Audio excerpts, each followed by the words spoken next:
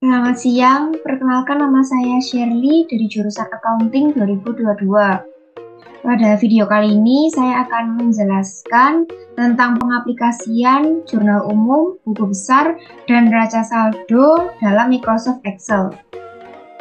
Jadi, di sini saya sudah mendapatkan soal tentang akuntansi yang bisa dimasukkan ke dalam jurnal umum. Untuk jurnal umumnya ini saya sudah membuat template-nya, dan di sini saya akan menggunakan data validation untuk memasukkan nama-nama akun ini ke dalam akun debit dan akun kredit ini. Caranya adalah kolom yang diinginkan yang mau dimasukkan nama akunnya itu di blok, lalu pergi ke data, dan lalu ke data validation, lalu diganti dengan list, dan source-nya itu menggunakan database yang ada di sini. Kalau udah tinggal oke. Nah, nanti bisa dimasukkan nama-nama akunnya. Setelah itu untuk akun full ini harusnya opsional, tapi saya akan gunakan karena untuk mengecek dari akun debit dan akun kredit ini menggunakan rumus if. Jika ini sama dengan 0, maka bisa ini dan ini.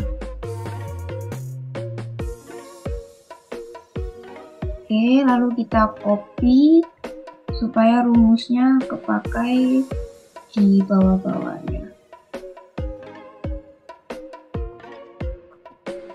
Oke, kalau udah,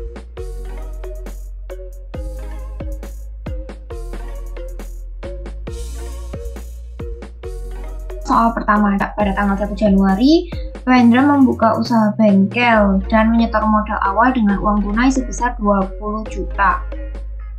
Berarti nama akun yang digunakan adalah kas dan modal, di mana kas bertambah di debit dan modal bertambah di kredit. Tinggal dimasukkan aja.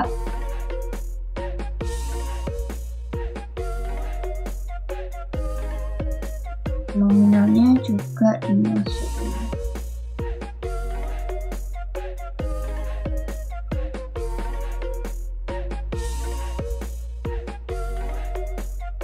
$20 juta.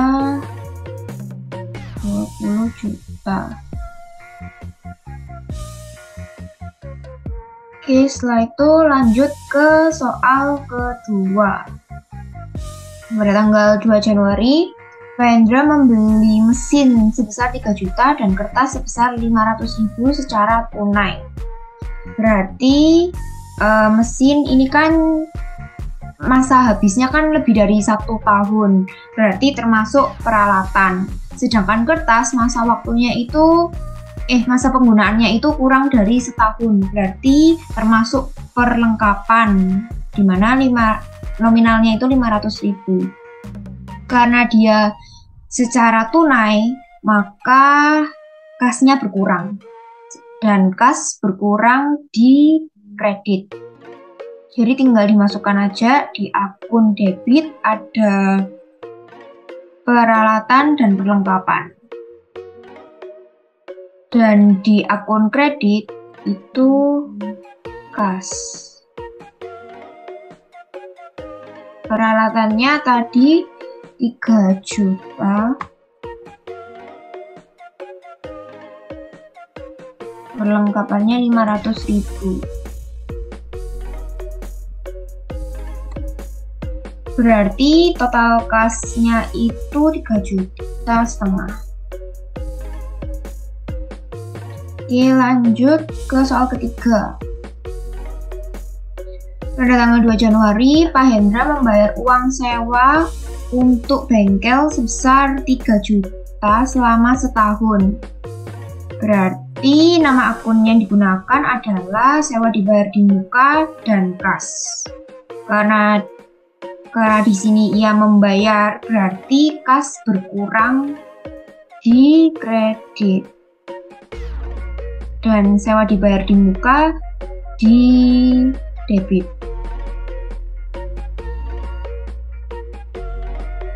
Oke, tinggal dimasukkan aja nominalnya 3 juta.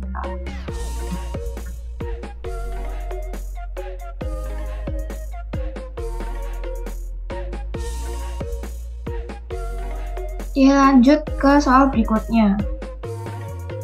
Pada tanggal 3 Januari, menerima orderan job sebesar 5 juta untuk cat mobil Pak Joko. Sudah dikerjakan namun belum dibayar. Akan dibayarnya pada akhir bulan. Berarti nama akun yang digunakan adalah piutang usaha dan pendapatan usaha. Karena sudah dikerjakan, berarti kalau sudah dikerjakan termasuk pendapatan, tetapi belum dibayar, berarti termasuk piutang. Oke, tinggal dimasukkan aja piutang usaha itu di debit.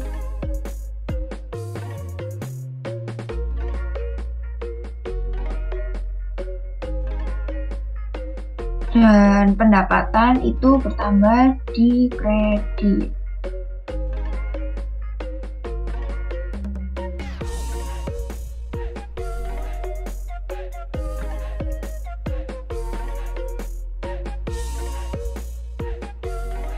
Oke, lanjut. Pada tanggal 6 Januari, menerima orderan job sebesar 3 juta dan akan dibayar bulan depan. Berarti nama akun yang digunakan adalah piutang usaha dan pendapatan. Seperti mirip kayak tadi.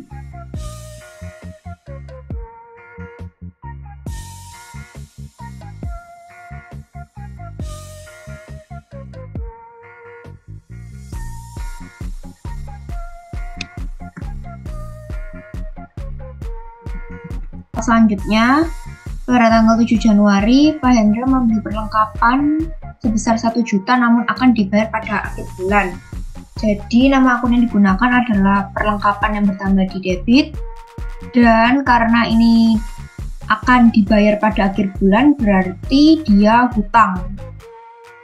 Dan hutang itu bertambah di kredit. Langsung aja diketik di jurnal umum.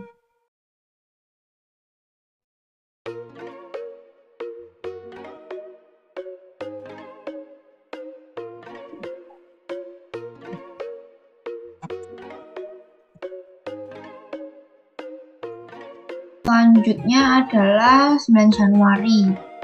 Menerima orderan sebesar 9 juta yang sudah dikerjakan. Berarti nama akun yang digunakan adalah piutang usaha dan pendapatan usaha. Karena sudah dikerjakan, jadi termasuk pendapatan dan belum dilunasi, berarti termasuk piutang usaha. Namun masih dibayar 3 juta, berarti nama akunnya yang 3 juta ini piutang usaha sama kas. Karena dia sudah membayar 3 juta, berarti kas bertambah. Masukkan aja ke jurnal umumnya.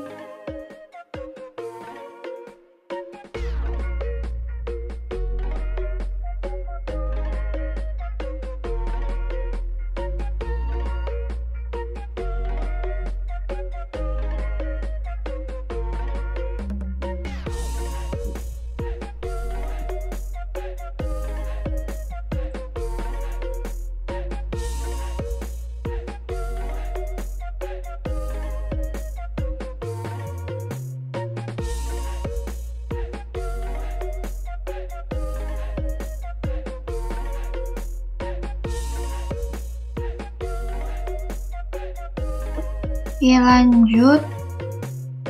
Pada tanggal 21 Januari menerima pendapatan sebesar 4 juta secara tunai. Berarti nama akunnya adalah pendapatan yang bertambah di kredit dan kas yang bertambah di debit karena dia tunai.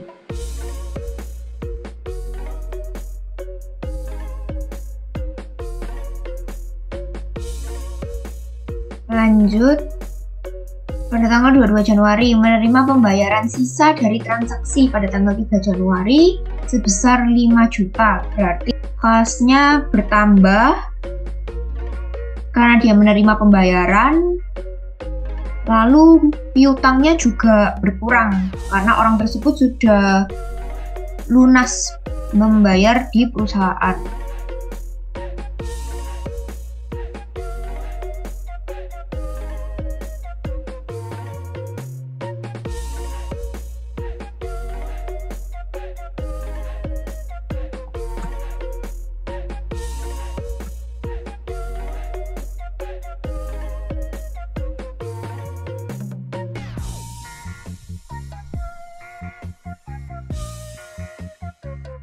Lanjut, 23 Januari membayar perlengkapan bengkel yang dibeli pada tanggal 7 Januari sebesar 1 juta. Berarti nama akun yang digunakan adalah perlengkapan yang bertambah di kredit, dan karena dia membayar berarti kasnya berkurang di kredit.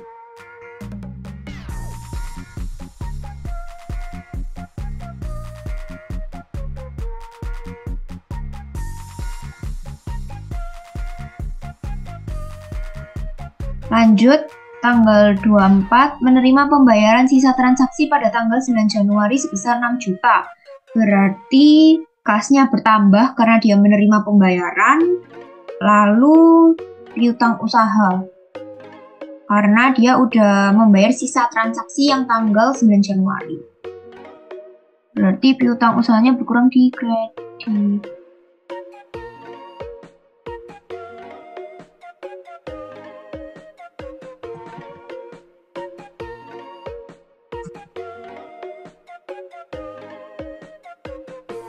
Lanjut, 25 Januari membayar biaya gaji 3 juta. Berarti akun yang digunakan adalah bukan upah dan kas. Karena dia membayar berarti kasnya kan berkurang di kredit.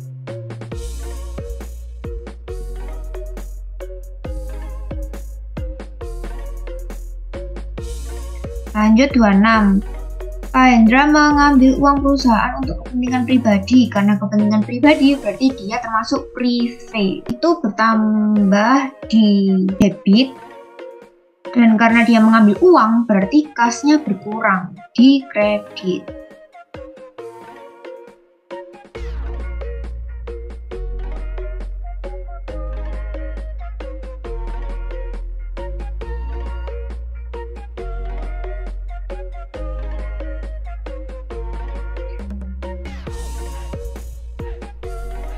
Lanjut, 28 Pak Hendra membayar biaya listrik dan telepon sebesar 2,5. Berarti nama akunnya adalah beban utilitas dan kasnya kan berkurang.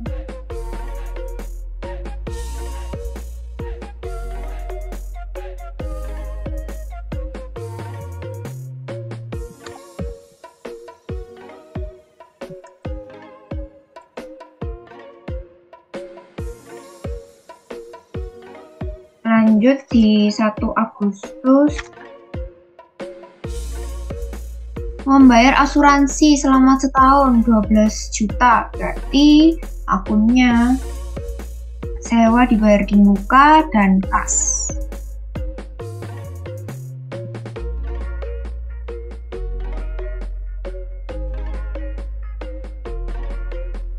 Lanjut, di 1 September menerima pembayaran atas pembetulan mobil secara tunai. Berarti akunnya adalah kas dan pendapatan. Kasnya bertambah di debit dan pendapatan bertambah di kredit.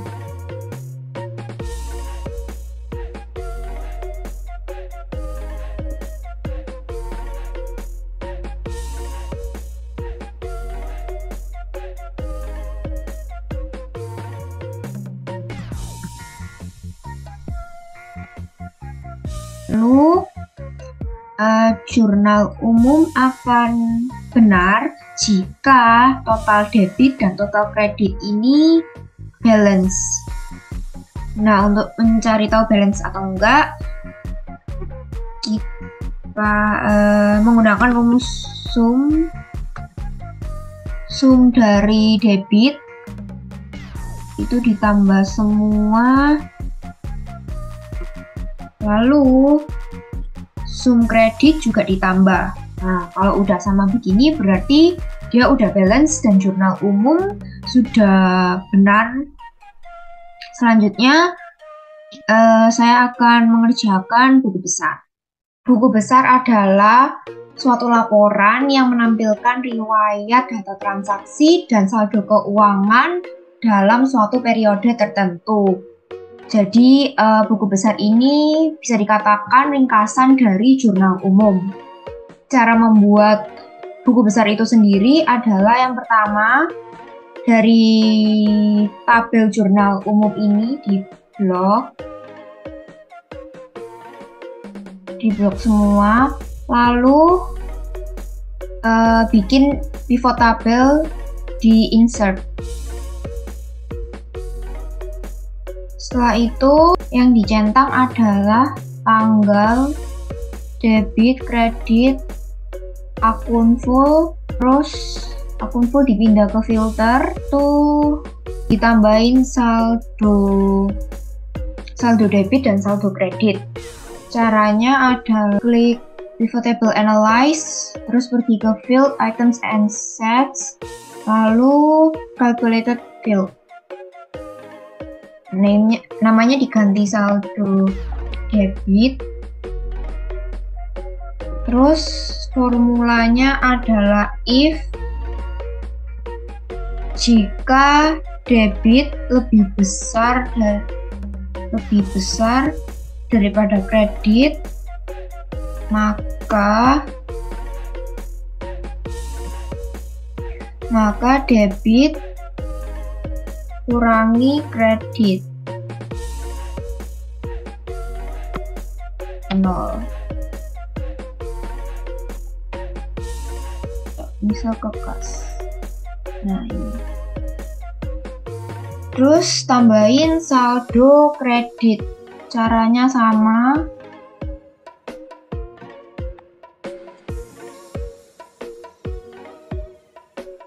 Rumusnya beda. Jadi if jika debit lebih kecil daripada kredit, maka kredit kurangi debit.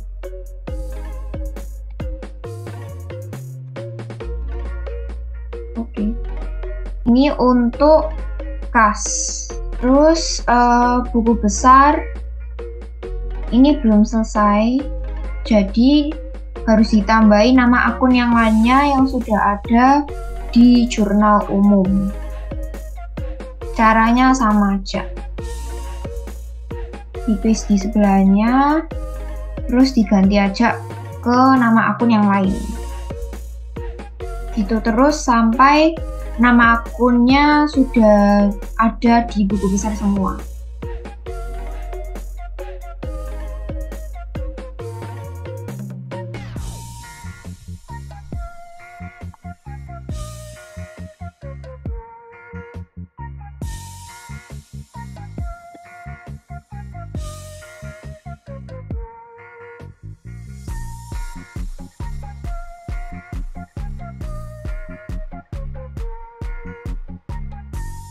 Nah, kalau sudah semua berarti buku besar sudah selesai. Lanjut ke neraca saldo. Neraca saldo adalah laporan yang mencantumkan seluruh saldo keuangan pada buku besar. Cara membuat neraca saldo adalah dari jurnal umum ini, datanya kita blok semua. Lalu pergi ke insert dan ke pivot table, sama seperti buku besar. Lalu item yang digunakan adalah tanggal, debit, kredit, akun full, dan saldo debit, saldo kredit. Di bagian rows itu akun fullnya dibawa naik.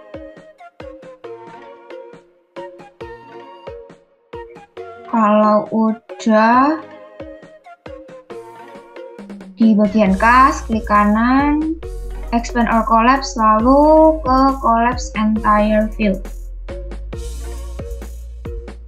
Nah, setelah itu neraca saldo ini sudah selesai. Namun, dari namanya sudah neraca saldo, berarti yang dibutuhkan itu data saldo debit dan saldo kredit. Jadi bagian yang debit dan kredit ini di hide aja. Lalu kita cek apakah saldo debit dan saldo kredit ini sudah balance atau belum. Caranya adalah menggunakan rumusan. Terus tinggal di copy untuk total dari saldo kredit. Nah, kalau udah balance, berarti neraca saldo yang dibuat ini sudah benar. Sekian dari video saya. Terima kasih.